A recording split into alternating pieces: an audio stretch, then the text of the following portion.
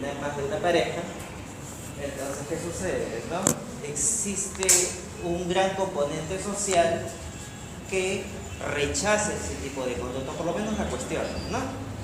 Salvo excepciones en una sociedad cada vez más globalizada, donde ya se están aceptando determinados patrones de conducta, determinadas opciones sexuales, etc., ¿no? Y la norma jurídica va a tener una característica también especial. Si bien hemos dicho que está construida por una conducta hipotética y que esta conducta hipotética está relacionada a una consecuencia jurídica, también es cierto que para que ésta tenga validez, obviamente, tiene que ser vigente, porque una norma que no es vigente simplemente no es válida, yo no soy obligado a cumplirlo, que tenga que haber sido aprobada por una autoridad legitimizada para eso. Por ejemplo, el Congreso de la República dicta una ley y el Congreso está legitimizado como para construir y aprobar una ley. En el caso del Poder Ejecutivo, probablemente pueda emitir un decreto supremo, y el Poder Ejecutivo también tiene la aprobación constitucional para poder dictar ese tipo de normas, ¿no? Bajo un escenario determinado. Entonces nosotros, en términos sencillos, tenemos que diferenciar cuando estamos frente a una norma jurídica, cuando estamos frente a una norma legal y cuando estamos frente a usos y costumbres, ¿ya? Esos son términos que en derecho usamos bastantes. Luego, respecto al texto de la posición de niños o adolescentes con fines sexuales con medios electrónicos, acá el tema es muy sencillo, ¿no? Vamos a explicarlo en términos prácticos, ¿no? Estamos frente a un tipo penal que sanciona la utilización de un medio informático para captar o explotar a un menor de edad en actividades sexuales. Básicamente es todo lo que te trata de decir la norma. ¿Qué sucede? Cuando nosotros, por ejemplo, estamos en la Facultad de Derecho, ahí pedimos otro tipo de investigación. ¿Por qué? Porque nosotros ahí nos preguntamos lo siguiente, ¿no? Si el Código Penal, que es la norma que regula todas las sanciones que tienen como consecuencia penas privativas de libertad, inhabilitaciones, etc., si nosotros ya sancionamos los delitos contra la libertad sexual y sancionamos los delitos contra la integridad sexual, la pregunta es necesario incorporar una norma que utilice como método de esta violación? ¿Es necesario incorporar una norma que utilice como método el sistema informático? Yo creo que no, en lo personal. ¿Por qué? Porque si tú tienes una norma que dice quien viola, lo único lo que vas a hacer, vas a decir, ¿sabes qué? Quien viola a una persona tendrá esta consecuencia, y lo podrás agravar y dirás, quien viola a través de la utilización o el conocimiento especializado de la informática, su conducta será agravante, ¿no? Entonces no necesitas crear un tipo paralelo. Pero ese es un análisis que obviamente ustedes no se los estamos exigiendo, sino se los estoy dando como ejemplo. Lo básico era únicamente definir a la informática como objeto, como medio para la concreción o la utilización de la conducta delictiva. Y esta pregunta casi se repetía con la pregunta número 3. Quien repetía las respuestas en ambas preguntas eran válidas, ¿no? Porque acá lo único que estamos pidiendo es hacer una definición del comportamiento. De repente podríamos resumirlo o siendo más específicos en el comportamiento. Estamos hablando de un menor de 14 años. Para que se concrete la conducta tiene que ser necesariamente una persona mayor de edad, porque si es un menor de edad no se le aplica las normas penales. Podríamos decir que para sancionar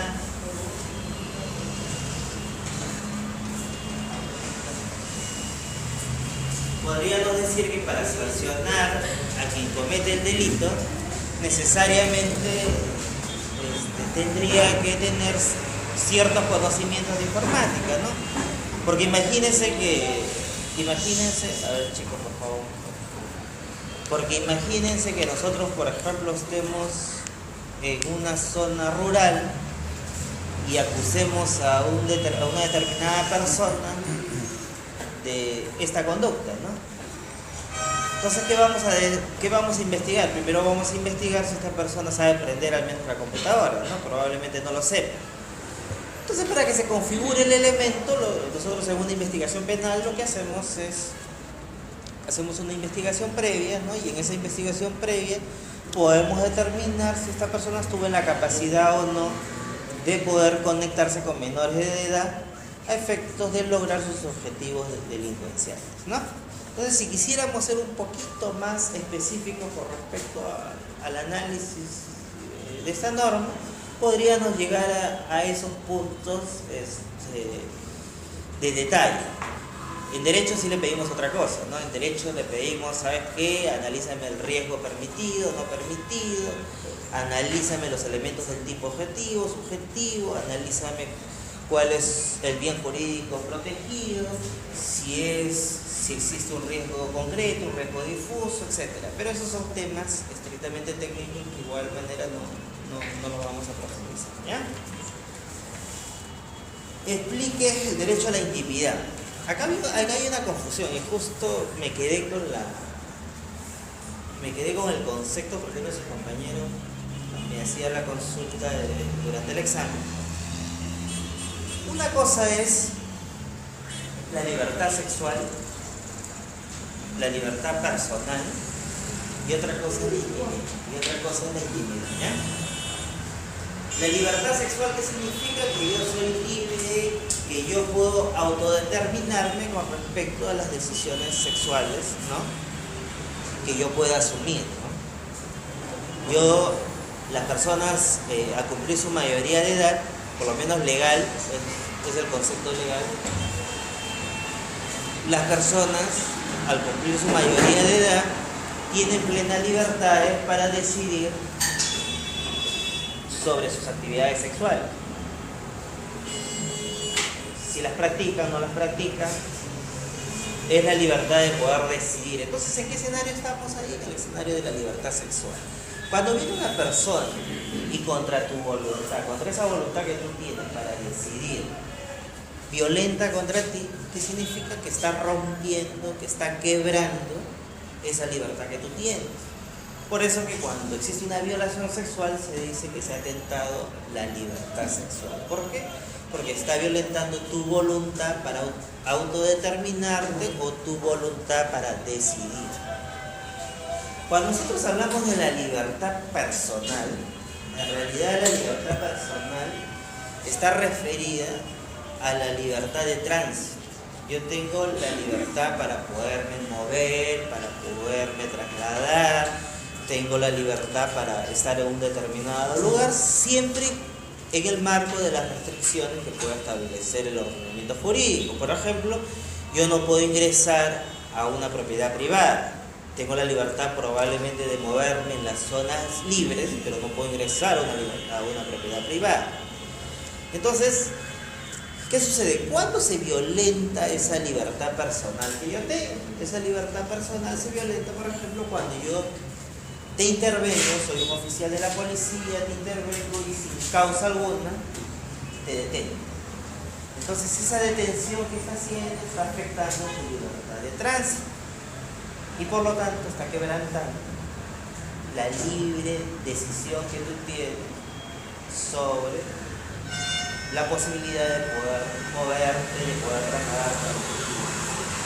Por eso que de repente en la televisión o de repente en algún periódico o en algún diario se escuchan los famosos habeas corpus.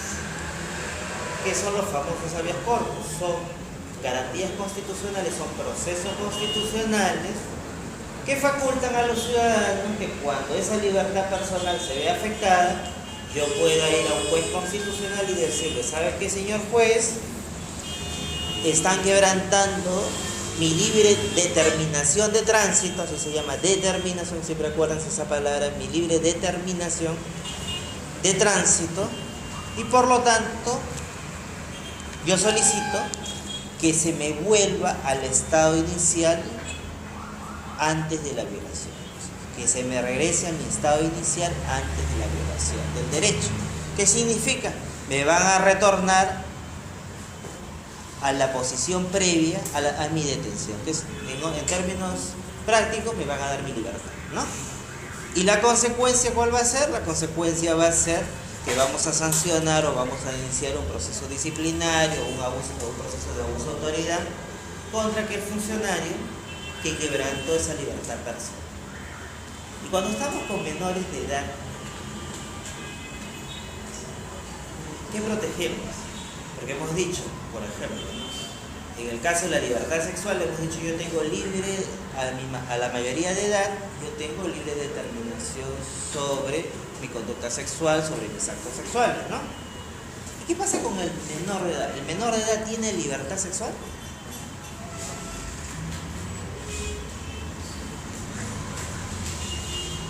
En esencia, el menor de edad no tiene libertad sexual. ¿Por qué? Porque el menor de edad, por lo menos desde una óptica legal, socialmente puede parecer absurdo para muchos, pero desde una óptica legal, un menor de edad, incluyendo, así le falta un día para cumplir la mayoría de edad, ¿qué sucede?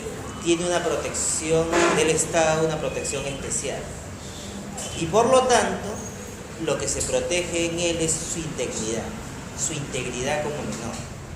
Por eso que cuando existe una violación a un menor de edad, no se menciona que existe un quebrantamiento, una violación a su libertad sexual, sino el concepto es que existe una violación o un quebrantamiento a su integridad sexual. Esa integridad es equivalente ¿a qué? A su condición de menor, a su integridad. ¿Está bien? Luego, y a todo esto, ¿no? ¿Qué es el derecho a la intimidad? El derecho a la intimidad, en realidad, comprende toda aquella característica, toda aquella información propia de la persona que únicamente puede ser puesta en público, divulgada por decisión del titular de esa información y nadie más. Por lo tanto, cuando existen terceras personas que vulneran esa información que únicamente comprende a su titular, entonces ¿qué estamos haciendo? Estamos violando su intimidad. Nosotros, por ejemplo, hemos visto muchos casos, ¿no? Puede ser que una pareja se vaya, por ejemplo, de luna de miel, no sé, pues a un determinado hotel, la graba y esa grabación la hacen pública, ¿no? Entonces, ¿qué sucede? La decisión de esa pareja de ir, por ejemplo, a ese hotel no tiene ningún efecto ni podría tener ningún cuestionamiento desde el punto de vista legal. Son mayores de edad, están haciendo pleno ejercicio de su libertad sexual. Pero si alguien externo a ellos graba el acto de la relación sexual y lo saca hacia afuera, entonces ¿qué está haciendo? Está violentando el derecho a la intimidad que tiene esa persona, porque la información sobre lo que ha sucedido únicamente las tienen los actores, ¿no?, de esa situación. No la puede tener terceros. Ustedes recordarán el caso de Magali Medina, ¿no?, que terminó presa por algunos meses, ¿no? Entonces había una discusión ahí. ¿Por qué? Porque se decía si en realidad la prostitución podía ser un acto, ¿no? Podía ser un acto rechazado legalmente, y por lo tanto, como es un acto rechazado legalmente, yo puedo quebrantar la intimidad de quienes la ejercen, ¿no?, a efectos de mostrar al público, ¿no?, quiénes son las personas que se dedican a esa actividad. En realidad, ¿cuál fue el razonamiento ahí? El razonamiento fue todo lo contrario. Se dijo lo siguiente, ¿no? Que en el Perú, la prostitución no es un delito. En el Perú, lo que es un delito es la promoción de la prostitución, los famosos cafichos, los famosos proxenetas, etc., ¿no? Quienes obligan al sujeto, en este caso objeto de prostitución, son los que son considerados sujetos activos del delito. Pero el ejercicio propio de la prostitución no es un delito. Por lo tanto, si no es un delito y hay una persona, una mujer, una dama, un caballero que lo ejerce, toda la información que se dé en el ámbito de su actividad es una información que únicamente le corresponde conocer a él y quien la comparte. Por lo tanto, si lo hace público, ¿qué rompe? Rompe su intimidad, porque es información propia del titular. Entonces, siempre que nosotros hablemos sobre derecho a la intimidad, hay que relacionarlo con la información propia del titular. Esa información yo la puedo hacer público, sí, pero la puedo hacer público por decisión mía. No por filtrar, no por un acto de filtración, no por un acto de espionaje, etc. ¿Ya?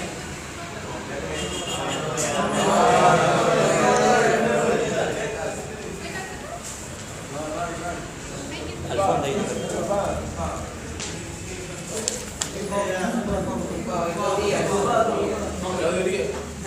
Entonces, chicos, a ver. Entonces, ¿cómo se relaciona cuando nosotros nos preguntamos ya?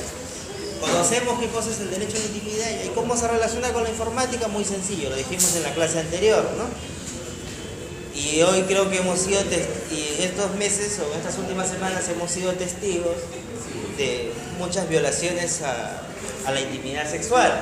Por ejemplo, los medios de comunicación han publicado, ¿no?, algunas noticias en las cuales algunas artistas internacionales conocidas, ¿no?, la información que ellos han tenido en sus cámaras fotográficas a través de sus celulares han sido filtradas, han sido hackeadas y publicadas al conocimiento de cuántos millones de personas hay en el mundo, no lo sé, pero bueno, ya casi todas las han conocido el cuerpo entero, ¿no? Entonces, esa es una información en realidad de que en el Perú es considerado delito, ¿ya? Por eso nosotros decimos, ¿qué relación existe entre la intimidad y la información? Es que la utilización, la objetivización. Buenas noches. Me recibí unas palabras con los alumnos, comunicado. Chicos, ustedes saben que el día de mañana a las 8 de la noche, aquí al costado del estadio hay un partido. ¿Sí? Por su seguridad, las clases están suspendidas.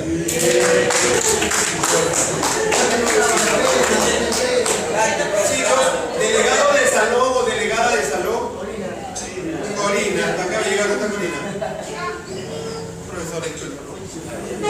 Corina, te ponen número 1, ¿sí? Y chicos, quiero que pongan apellido paterno, materno, nombres, teléfono, celular y correo. Chicos, pero legible, porque ni siquiera en su ficha de matrícula están los datos legibles. Por favor, dibujen sus letras, que parezca que van a ser ingenieros. Por favor, queremos una data válida, ¿sí? Demórense un poquito y pásenla, por favor, no por escribir. ¿Ya? Voy a pasar dentro de 20 minutos, tiempo suficiente, ¿no es cierto? ¿Sí? Permiso, profesor. Gracias.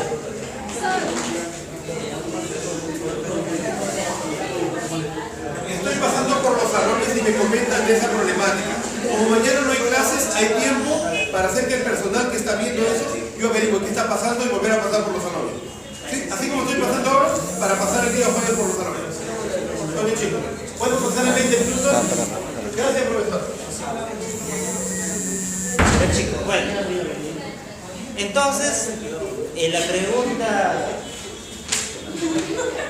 pregunta número 5 teníamos que hablar sobre la titularidad de la información y sobre la al muchacho de atrás, y sobre la posibilidad de poder violentar esa información a través de los medios informáticos.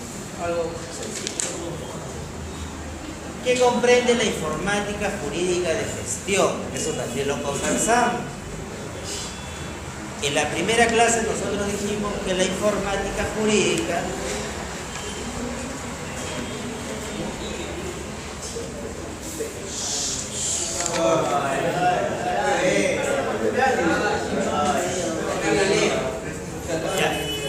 En la clase anterior dijimos que la informática jurídica se dividía en varias formas, ¿no? ¿Se acuerdan? Dijimos que había informática jurídica documental, que significaba que simplemente era la utilización de la informática a efecto de almacenar documentos de tipo jurídico. Hablamos de la informática jurídica de gestión y también lo definimos, dijimos qué cosa era la utilización de la tecnología para la elaboración de documentos, ¿no?, de tipo legal o para comunicación de información de tipo legal, gestión. Y había una informática jurídica adicional que era la resolutiva, ¿no?, que se buscaba hacer una especie de juez virtual, ¿no?, a efecto de ayudar o adelantar ciertas decisiones frente a un caso concreto. ¿Se acuerdan que hablamos sobre eso? Entonces, en la última pregunta únicamente teníamos que decir la informática jurídica de gestión, sí. ¿Qué cosa es? Informática jurídica de Tendríamos que decir que la utilización de la informática para la elaboración de documentos jurídicos o para procesos de intercambio de información básica. Quienes hayan dicho eso ya tienen 20 y ya no tienen examen ni parcial. Espero que sea la mayoría. Bueno, ahora vamos a hablar un poco sobre lo que es el comercio electrónico, ¿ya? Archivo. Les he dejado unas separatas justo sobre ese tema. A ver, muchachos. Les he dejado unas separatas justo sobre ese tema, que lo que va a hacer va a reforzar un poco lo que vamos a conversar, nada más que eso. ¿Qué sucede, no? El comercio electrónico en realidad no es un tema muy antiguo, que digamos, es un tema nuevo que aproximadamente debe tener un promedio de 50 años. ¿Por qué? Porque estos intercambios de información generalmente se utilizaron durante la Segunda Guerra Mundial como estrategia militar, ¿no? Entonces, ¿qué pasó? Las empresas, con el objeto de extender los mercados hacia donde querían colocar sus productos, empezaron a ver elementos de comunicación que les permitan a ellos realizar transacciones o contratos de manera más rápida, ¿no? Entonces vieron como un potencial el uso de la tecnología. Entonces la tecnología se convierte en un elemento básico del comercio. ¿Cómo funciona el comercio? A ver, les explico. Bueno, ustedes tampoco han llevado derecho comercial. En el comercio, a diferencia de cualquier otro tipo de relaciones humanas, la regla base del comercio es la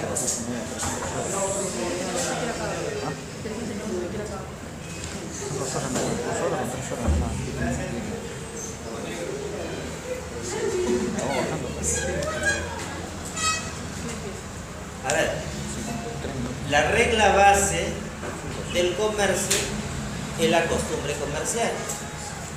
¿Qué significa la costumbre comercial? En el comercio, a diferencia de cualquier otra actividad, nosotros cuando firmamos un contrato, ¿qué hacemos? Nosotros revisamos las cláusulas, revisamos de que las condiciones sean favorables, Un ejemplo, un contrato de alquiler. ¿Cuántos de nosotros alguna vez hemos alquilado alguna parte de nuestra propiedad, toda nuestra propiedad, o hemos sido usuarios de una propiedad? Entonces, ¿qué sucede? Construimos un contrato o nos dan un contrato, ¿no? Entonces, ¿qué hacemos? Revisamos las cláusulas contractuales y sobre esas cláusulas contractuales tomamos la decisión, ¿no? En el caso del comercio, vuelvo a repetir, la regla general del comercio es la costumbre comercial. ¿Qué significa eso? Que mi principal interés es lograr la confianza entre los que participamos en el mercado. ¿Qué significa eso?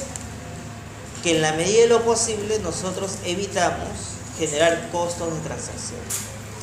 ¿Qué son costos de transacción? Son todos aquellos costos que nos generan cuando discutimos cuáles van a ser las relaciones comerciales que vamos a tener durante todo el transcurso de las actividades comerciales que llevemos a cabo. Entonces, mientras más reducidos sean esos costos de transacción, ¿qué va a generar? Uno, va a generar ahorro para la empresa. Dos, va a generar reducción de costos. Tres, va a generar que nuestros clientes tengan una satisfacción más inmediata con respecto a las prestaciones que nosotros brindamos, sean bienes o servicios. Entonces, ¿qué sucede? En el comercio tradicional, ¿cómo era, no? Por ejemplo, ¿no? Si su compañero comercializaba conmigo y me entregaba determinados productos, la costumbre comercial era de que su compañero venía y me decía, ¿sabes qué? Acá están mis productos, llévate. Sin contrato. Y tú tenías que pagármelo de acuerdo a la costumbre que ya teníamos.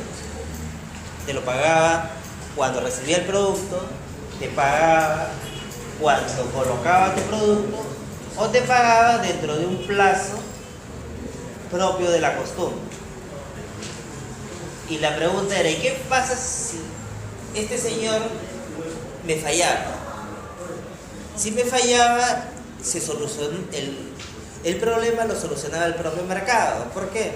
Porque todos los demás comerciantes dejaban de comercializar con él. Entonces, no había posibilidad de que su compañero actúe de mala fe. Podrían haber problemas, podrían haber controversias. Y esas controversias no se solucionaban a través de jueces ordinarios, de jueces civiles, a través de juzgados, sino esas controversias se solucionaban a través de árbitros. Y en realidad, ¿ustedes han escuchado de arbitrajes alguna vez?